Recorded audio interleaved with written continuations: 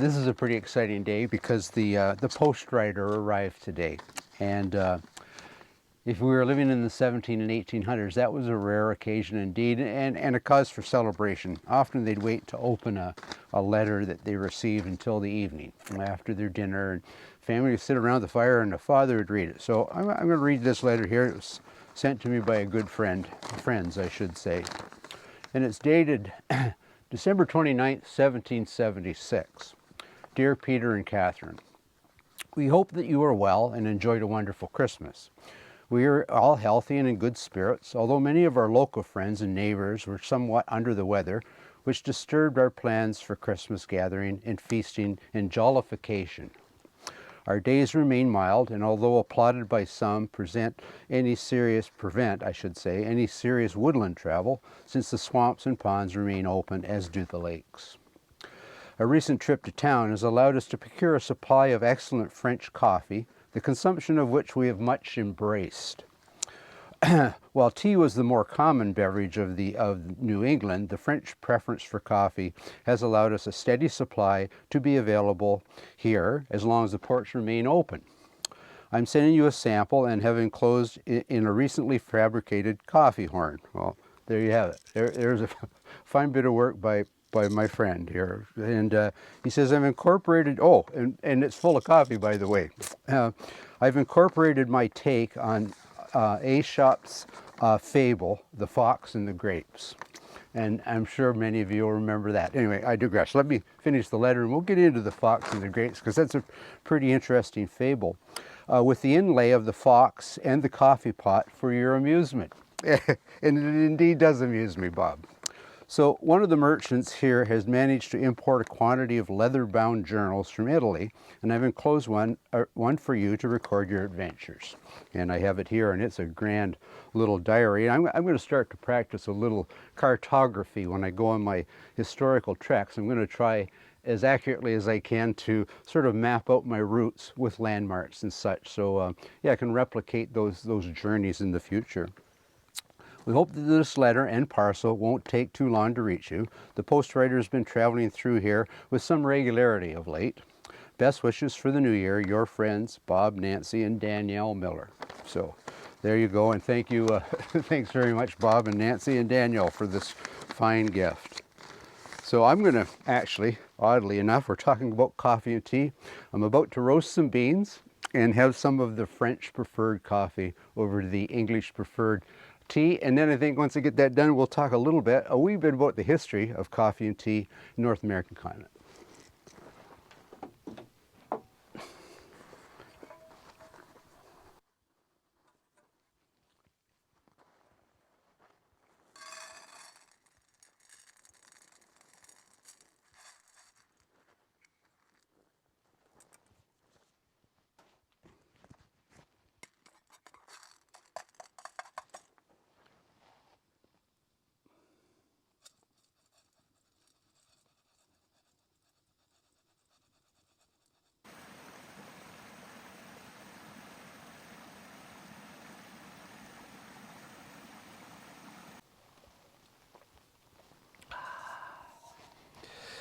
That was outstanding. Warmed me right up.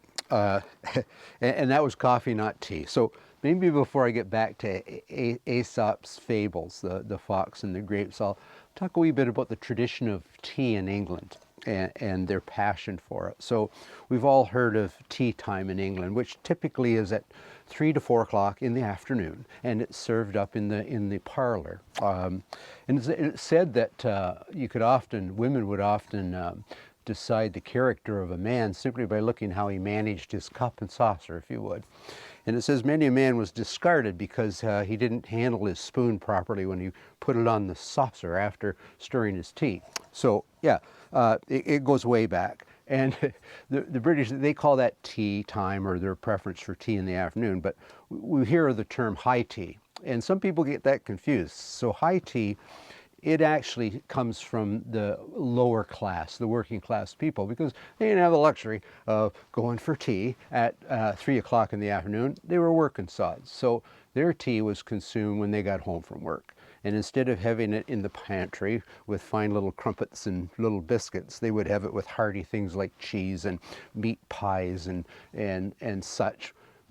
Gallons of the stuff drank after they suppered. So that's the history there. And anybody that tries to do that, the British will find you out right off the bat. You're busted, because they know you're not from England if you call that high tea, afternoon tea, that is.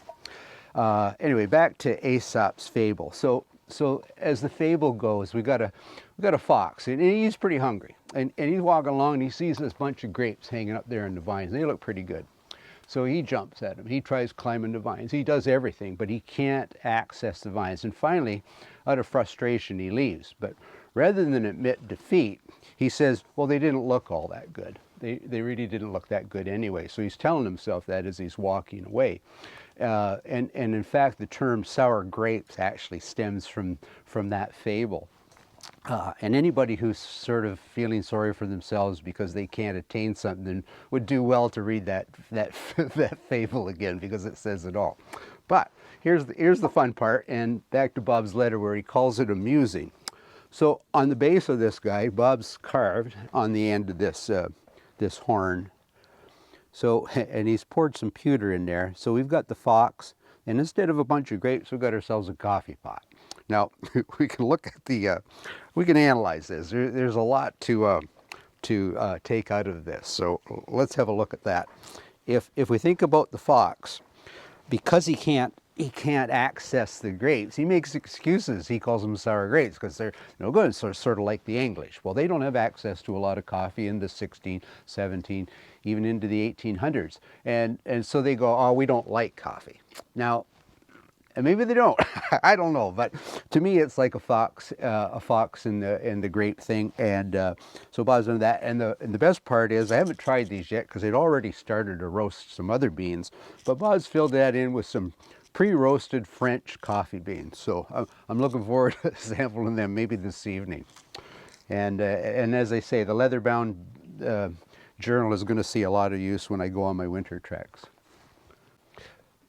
Actually, just before I leave journals, in the time period that we portray, keeping a journal was something that a lot of people did. Maybe not so much the common people, because a lot of them were illiterate, but certainly, and we glean a lot as historians from accessing those journals, first-person accounts of the time period. But over the centuries, a lot has been lost in terms of penmanship, the art of penmanship. If we think about calligraphy, something I've always wanted to dabble at, and I just never seem to find the time. Perhaps this winter I will dabble a little bit at that. I got some quills, so that's a start, and I've got some ink. So I may have a try at my hand at that.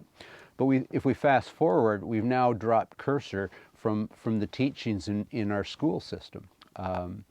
And if we think about it, back in the day, that anticipation of waiting for a letter or a parcel in the mail was something, well, if you're my vintage, you can certainly relate to. And you had to have patience, because it took a long time for that to come. And now we think about patience. Well, yeah, well, we don't have a lot in today's world. We want instant gratification. In fact, when I was younger, in my teenage years, I actually played chess with a fellow by mail. We lived half a country apart, and we'd met one summer as counselors at a camp, and we were both avid chess players. So when we left, we decided we would play chess. So I was white, opening move. I mailed him my move. He'd have a board set up in his bedroom. He'd move my movement on his board, then he'd mail me his move, and I'd put that on my board. It took us about 8 months, I think, to play the first game, and close to a year to play the second. That's patience. So waiting for that to come. Anyway, I think that I guess things have speeded up. There's no question about that. Productivity, one could say, is great, but do we really need that when we're writing a letter?